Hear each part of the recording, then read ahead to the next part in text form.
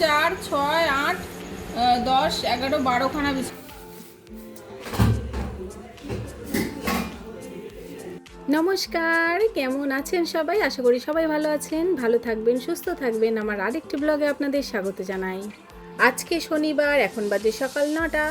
সকালে ঘুম থেকে উঠে স্নান সেরে পুজো করে আমি একবারে রান্নাঘরে ঢুকে গেছি। আর কালকে যেহেতু নীল পুজো, তাই আজকে আমি একটু নিরামিষে রান্না করব। তো রান্না বান্না পরে হবে, চলুন। কড়াইওয়ালা এসেছে, আজকে একটা নতুন কড়াই কিনবো।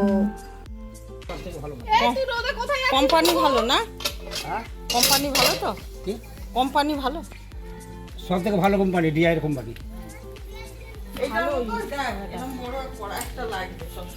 যতদিন থাকবে ওই চাঁদের এই সবেমাত্র ডালটা বসিয়েছিলাম, তখনই কড়াওয়ালা এসে হাঁক দিয়েছে।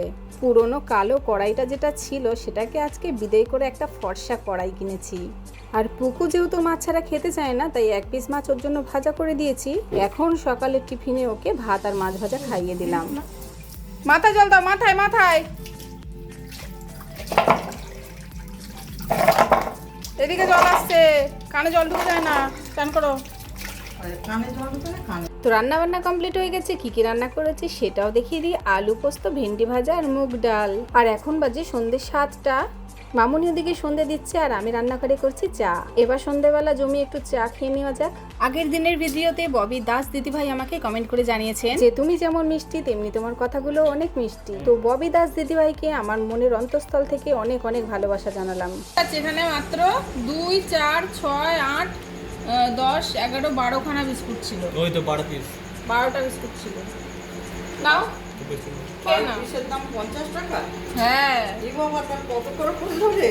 আরেক টাকা। আর এখন বাজে রাত্রির 10টা। মামুনি আটা মাখিয়ে বেলে দিচ্ছে আর আমি শুধুমাত্র সেকছি। আর পুকু পাশের ঘরে টিভি দেখছে।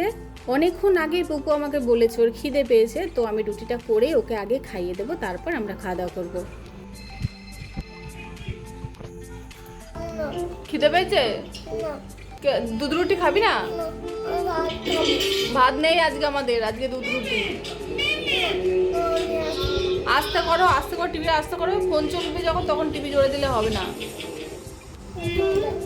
আমাদের বাড়িতে যেহেতু রুটিটা খুব কমই হয়, তাই পুকু খুব একটা বেশি পছন্দ করে না। তাও আজকে আমি ওকে চেষ্টা করেছিলাম, অল্প একটু খেয়েছে, তারপর খাইনি। আর আজকের মতো ভিডিওটা এই পর্যন্ত। আবার পরবর্তী ভিডিও নিয়ে আপনাদের সঙ্গে দেখা হবে। ততক্ষণে সকলে ভালো থাকবেন, টাটা।